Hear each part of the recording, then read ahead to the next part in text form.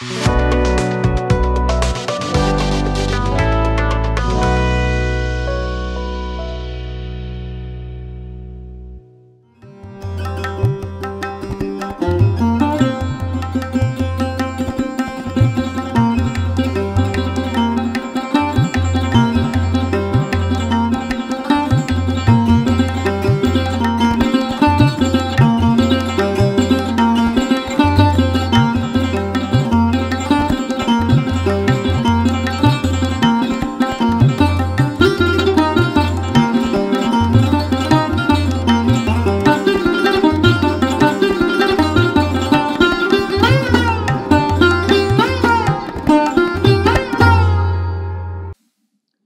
जीशु ख्रीष्ट अति बहुमूल्य नाम संपर्क इंडिया प्रस्तुत कार्यक्रम नुआ सकाल आशार आज अध्याय में आपको स्वागत जनाए। प्रभु आपण को प्रत्येक को बाहुल्य रूपे आशीर्वाद करंतु। आज जो प्रसंग में आम वाक्य आलोचना करने प्रसंगर शीर्षक हूँ बाइबल मिछ नुहे। बाइबल मिछ नुहे। आम अनेक काल्पनिक पुस्तक धर्मग्रंथ उपन्यास गुड़िक पढ़ी था। अनेक भावती बाइबल भी से प्रकार किसी गोटे हो पढ़ा बोला भाया कि बाइबल मिछ नुहे। मुझे आपको केतोटी घटना आपण सम्मुख रखापी चाहे। आदि पुस्तक 3 पर्व तार 15 पद लिखा जाउछि आम्भे तुम्भर और नारीर मध्य पुणी तुम्भ वंश और तांको वंश मध्य वैरभाव जन्माइबा से तुम्हार मस्तक को आघात करिवो और तुम्हें ताहांको गोइठी का आघात करिवो। लेखा जाउछि कोन बोली आउ से तुम्भर और नारी मध्य पुणी तुम वंश और तांको वंश मध्य प्रभु जीशु ख्रीष्ट नारीर गर्भरु गोटे कुमारी कन्यार गर्भरु जगत को आसवे। से पुरुषर वंशर आसवे नहीं, से नारी द्वारा आसवे। एटा सृष्टिर आरंभ रे जेतेबेले मनुष्यर पतन हैला, मनुष्य पाप कला आउ तार उद्धार आवश्यक पड़ा से समय परमेश्वर कौन कले ना प्रतिज्ञा कले जे नारीर वंशर आसवे। आउ से घटना को केंद्र करी प्रभु जीशुଙ୍କର आगमन पाए बाइबल रे आमे गुड़े प्रकार पद पर्व देखु बारंबार बारंबार बारंबार। आ प्रभु जीशु ख्रीष्ट नारीर वंशरे आसवे यही कथा पूरा है। आउ से कथा गालातिया पुस्तक लिखा जाए। गालातिया पुस्तक जब आप देखिए तार 4 पर्व 4 अध्याय रे सुंदर कथा लिखा जाउछि। आउ सेठी ए कथा प्रकाश करा जाए जे प्रभु जीशु ख्रीष्ट से केतेबेले आसिले। गालातिया 4 पर्व 4 पद किंतु काल संपूर्ण हुवन्ते ईश्वर अपना निकट प्रभु जीशु कोठी थिले पितांक सहित थिले। देखा जाउछि काल संपूर्ण हुवन्ते ईश्वर अपना निकटरू जो पुत्र को प्रेरण कले। पुत्र को प्रेरण कले से स्त्री जात होई व्यवस्थाधीन हेले। जेपरि से मूल्य दी व्यवस्थाधीन लोक मान को मुक्त करती पुणी आम्भे माने पुत्रत्वर अधिकार प्राप्त हेउ। केते सुंदर भाव रे 4 पद 5 पद व्याख्या करे काल संपूर्ण हुवन्ते। बाइबल मिछ नुहे, बाइबल सत अटे, बाइबल वास्तव अटे।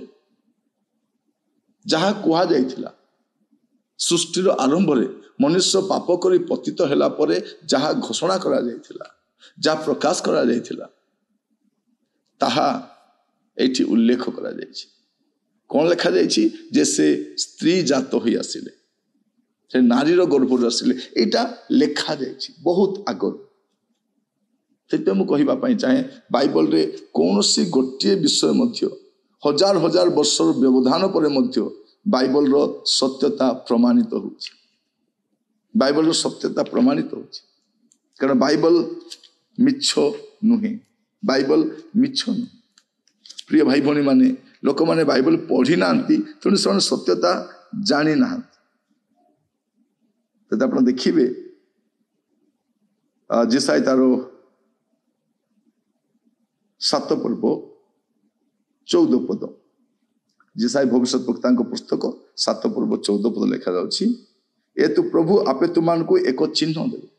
प्रभु कौन देवे? प्रभु आपे तुमको एक चिन्ह देवे, एक कन्या गर्भवती होई एक पुत्र प्रसव कर।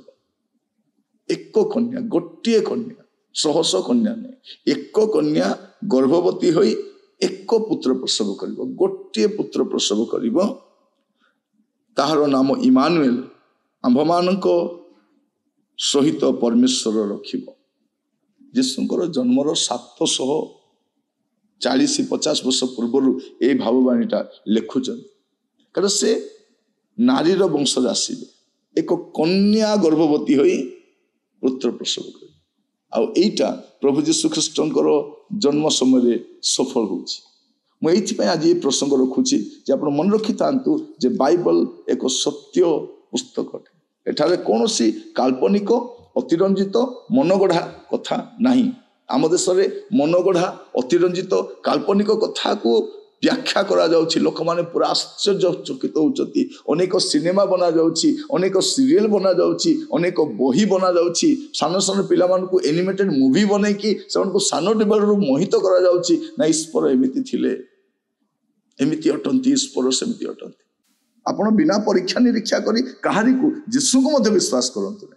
जदि यीशु को विश्वास करिवे आपण परीक्षा निरीक्षा करंतु, वास्तव रे से ईश्वर की, वास्तव में से सत्य अटंती कि, वास्तव में से त्राणकर्ता अटंती कि, तापरे आप विश्वास करते। मो कथार नुहे, आप निजे बाइबल पढ़ंतु, आप निजे तथ्य संग्रह करंतु। आज समय सब तथ्य मिलूँ, सत्यता आप जापर। दुख सेटा जे आम लोक मानू एत अज्ञानतार चरम सीमार बास करुचु जे सत्यता ग्रहण करने प्रस्तुत नुहति, प्रस्तुत नुहति। से जहाँ कहले आम मानिबा बाध्य बोला भाई से आम प्रश्न करें, प्रश्न कले अभिशाप मिल। से जहाँ कहले आम जदि विरोध करवा आमको अभिशाप मिल। एमतीका कही लोक ना ना अभिशाप मिल, कहीं अभिशाप मिल? मनीष को प्रश्न पचारे अभिशाप मिले, अवास्तव अप्रासंगिक विषय को प्रश्न कले अभिशाप मिले। प्रिय भाई भणी माने चेष्टा करंतु सत्यता जानिबा। बाइबल मिछ नुहे। ये आम देखुचु जे प्रभु जीशु ख्रीष्टंकर जन्म विषय लेखा, से नारीर वंश आसवे माने आसवे। आउ नाम मध्य बहुत आगुरी दि जाउछि।